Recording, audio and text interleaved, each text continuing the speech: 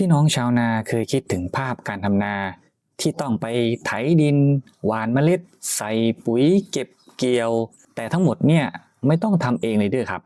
มีแค่โทรศัพท์เครื่องเดียวกับเครื่องจักรที่เคลื่อนที่ได้เองที่ทำทุกอย่างแทนเราวันเนี้ยพี่จีนเนี่ยเขาทำแบบนั้นได้แล้วครับผมมันคือการทำนาแบบสมาร์ทฟาร์มิงที่ทำเอาคนทั่วโลกเนี่ยตกตะลึง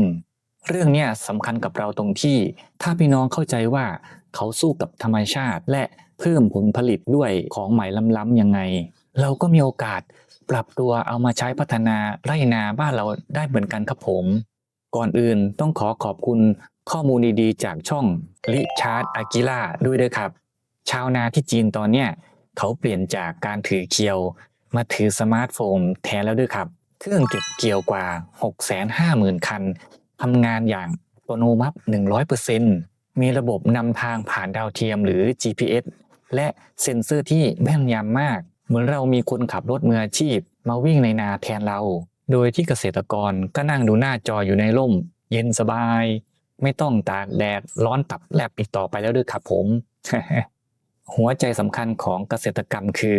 เวลาที่เหมาะสม ถ้าฝนจะตกข้าวที่สุกแล้วต้องรีบเก็บครับ จีนเขาใช้โดรนส่องสว่างที่บินเหมือนโคมไฟลอยฟ้าเปลี่ยนกลางคืนให้เป็นกลางวันทำให้เครื่องจักรทำงานต่อเนื่องได้ 24 ชั่วโมงครับช่วยลดความสูญเสียจากสภาพอากาศแปรปรวนไปได้เยอะมากเลยครับที่จีนเนี่ยเขามีระบบที่เรียกว่าการจัดการแบบครบวงจรตั้งแต่เซ็นเซอร์ในดินที่บอกว่าข้าวสุกตอนไหนต้องเกี่ยวเมื่อไหร่ไปจนถึงรถบรรทุกที่มาจอดรอรับข้าวที่ท้ายทุ่งข้าวที่เกี่ยวเสร็จก็พร้อมขายเข้าโรงสีทันทีลดการตกหล่นลดความเสียหายจากแมลงและเชื้อราครับผมปัจจุบันการใช้เครื่องจักรในจีนเนี่ยโตขึ้นกว่า 40% ในซีซั่นเดียวครับนี่สะท้อนให้เห็นว่าถ้าลงทุนให้กับเทคโนโลยีแล้วเห็นผลจริงชาวบ้านเขาก็พร้อมเปลี่ยนครับจีนตั้งเป้าหมายความมั่นคงทางอาหารสูงมากเขาเปลี่ยนจากการรอคอยธรรมชาติมาเป็นการควบคุมธรรมชาติด้วยข้อมูลถ้าบ้านเราสามารถนำระบบวิเคราะห์ข้อมูลมาใช้ทำนายปริมาณน้ำหรือคาดการณ์ราคาตลาดล่วงหน้าได้เราก็จะเลิกเดาและเริ่มวางแผนชีวิตได้ครับแต่ไม่รู้เมื่อไหร่เด้อ มีการค้นพบว่าการสแกนด้วยเครื่องจักรเนี่ยทำให้รู้ถึงสารสำคัญในผลผลิตเช่นในมะเขือเทศทำให้สามารถคัดแยกผลผลิตเกรดพรีเมียมไปขายในราคาสูงในอุตสาหกรรมเครื่องสำอางได้ครับนี่คือการเพิ่มมูลค่าจากผลผลิตเกษตรธรรมดาให้กลายเป็นของราคาแพงครับสิ่งที่ทำให้อาชีพเกษตรกรที่จีนนั้นเขาเปลี่ยนไปไม่ใช่แค่เพราะเครื่องจักรล้ำๆนะครับแต่มันคือการวางแผนแบบมองทะลุอนาคตครับผมรัฐบาลจีนเขาไม่นั่งรอว่าปีนี้ฝนจะตกไหมแต่เขาวางยุทธศาสตร์ยาวเป็น10 ปีไปจนถึงปี 2035 เลยนู่นครับผมพี่จีนเขามองว่าเกษตรกรรมคือความมั่นคงของชาติเขาเลยทำสิ่งที่เรียกว่าการจัดรูปที่ดินระดับยักษ์เพื่อให้เป็นแปลงเกษตรมาตรฐานสูงที่พร้อมรับมือกับทุกสภาวะอากาศต่อให้ปีไหนแล้งหนักหรือน้ำท่วมใหญ่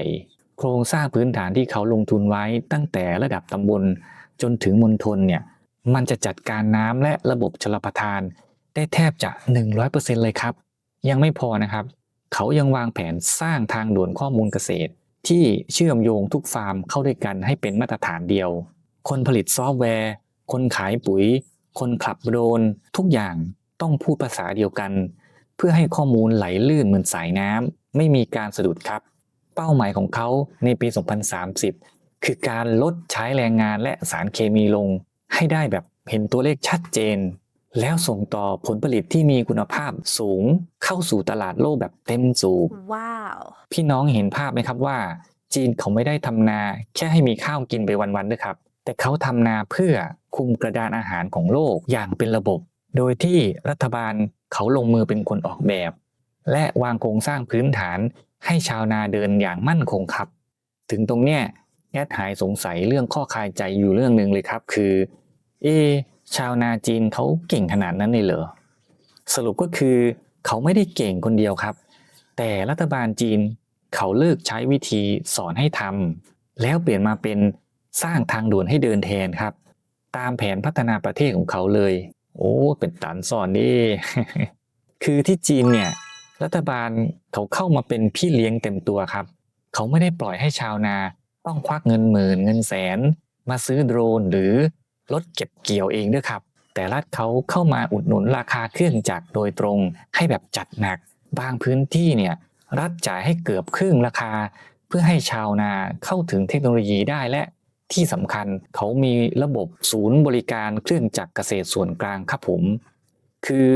รัฐจัดหาเครื่องจักรมาไว้ให้ในแต่ละเขตใครอยากใช้ก็แค่แจ้งคิวไปไม่ต้องแบกหนี้ก้อนโตมาซื้อเองให้หนักใจครับพี่น้องปาดก็ดีแท้ซอยเซฟต้นทุนค่าเห็นหน้าตัวนี้นอกจากนั้นรัฐบาลเขายังส่งทีมวิศวกรและนักวิชาการเนี่ยลงไปประจำพื้นที่เหมือนหน่วยกู้ภัยเลยครับใครติดขัดตรงไหนเครื่องจักรเสียระบบเซ็นเซอร์รวนทีมพวกนี้แหละครับที่จะเข้ามาช่วยจูนให้ทุกอย่างที่เขาทำมันคือลดความเสี่ยงให้ชาวนาเพราะเขาเข้าใจว่าถ้าชาวนาอยู่ไม่ได้ประเทศก็ไม่มีข้าวกินสิ่งนี้แหละครับคือสิ่งที่แอดอยากจะเห็นในบ้านเราคือการที่ภาครัฐเนี่ยเข้ามาเป็นเกราะป้องกันไม่ใช่ปล่อยให้ชาวนาต้องไปเสี่ยงลวงแบกต้นทุนเองลำพังนะครับแต่คือสิ่งอยากเนาะ โอเคแล้วตอนเนี้ยบ้านเรามีแบบพี่จีนเขาบ้างหรือยังคำตอบคือเริ่มมีแล้วครับไทยเราตอนเนี้ยเห็นได้ทั่วไปแล้วคือโดรนเกษตรทั้งฉีดปุ๋ยหว่านเมล็ด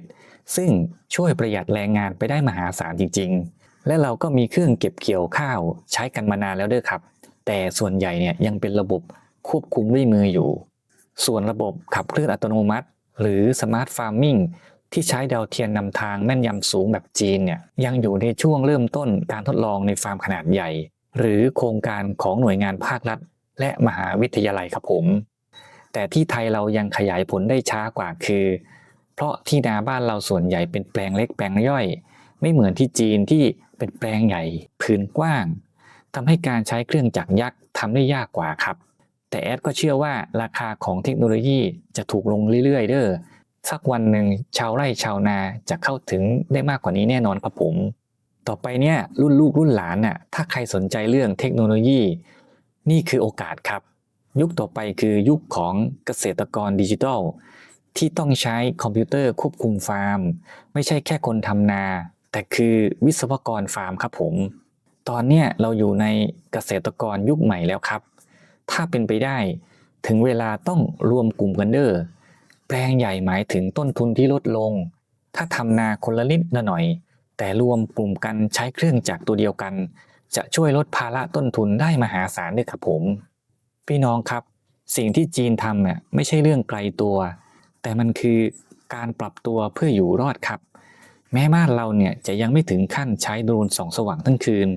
แต่การเริ่มนำเทคโนโลยีเล็กๆน้อยๆมาใช้เริ่มหัดดูข้อมูลสภาพอากาศหรือรวมกลุ่มกันเพื่อลดต้นทุน